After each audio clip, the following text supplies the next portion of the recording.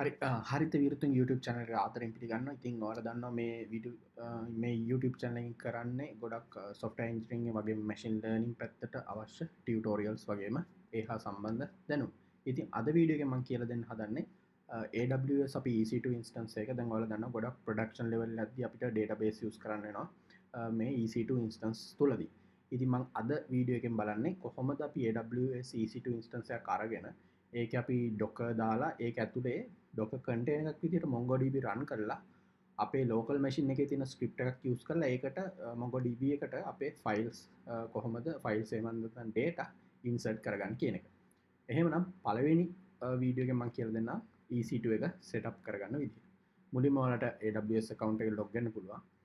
log වෙලා මෙතන EC2 search කරන්න පුළුවන්. ඊට පස්සේ මෙතන EC2 එක ගන්න අරගෙන ඊට පස්සේ අපිට පුළුවන් instance එකක් launch instance select කරන්න. ඊට පස්සේ ඔයාලා දන්නවා මේක නම් මම කලින් කරලා තියෙනවා. මේකේ Ubuntu 20.04 තෝරගන්න. ඊට පස්සේ මෙතන T2 micro දෙන්නම් බැලට. ඊට පස්සේ මෙතන හරි මේ විදිහට දාලා details දාලා add storage එක මේකට නම් අවශ්‍ය නැහැ. ඔයාලට අවශ්‍ය නම් මෙතන storage එක මාරු කරගන්න පුළුවන්. free time ඉන්නවා නම් 30 GB වෙනකන් ඔයාලට ගන්න පුළුවන්.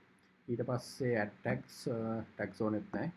security group එක ඔය විදිහට දාන්න දැකට. හරි. එහෙමනම් preview and launch. ඊට පස්සේ මේක ඔයාලට විස්තර ටික බලලා launch කියන එක දෙන්න පුළුවන්. මම දැනට තියෙන key pair එකක් ගන්නම්. ඔයාලට ඕන නම් අලුත් key pair එකක් create a new key pair කියන එක choose කරන්න පුළුවන්. හැබැයි මතක තියාගන්න ඒක download කරලා තියාගන්න වෙනවා අනිවාර්යෙන්.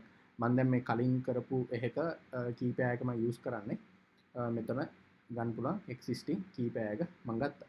එහෙමනම් launch instance දෙන්න.